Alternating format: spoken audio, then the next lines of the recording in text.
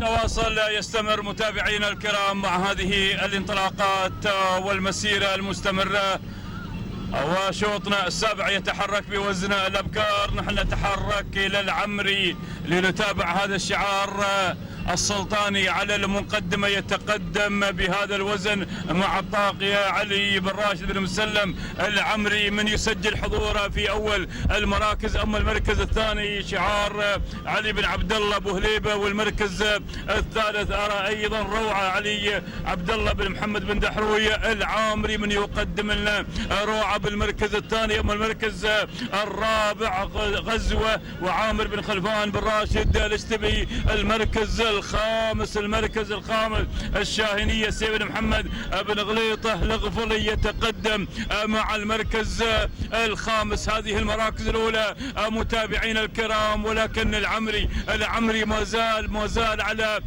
شرف هذا الشوط، على القمة يدفع بالطاغية علي بن راشد بن مسلم العمري. أقرب منافس لك عبد الله بن دحروي العامري مع روعة. المركز الثالث تأتينا غزوة عامر بن خلفان العامري. المركز الخامس الله الله الله الله، روح يا العامري روح لأن بدأ الهجوم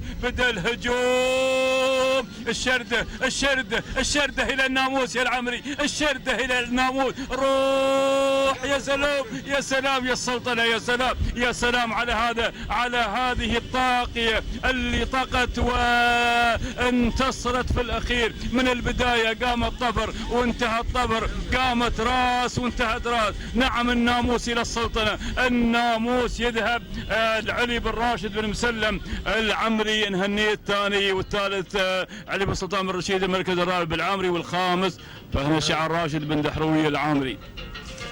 هذه المراكز الأولى مشاهدينا الكرام متابعينا الأعزاء. انتهى الشوط بناموس العمري.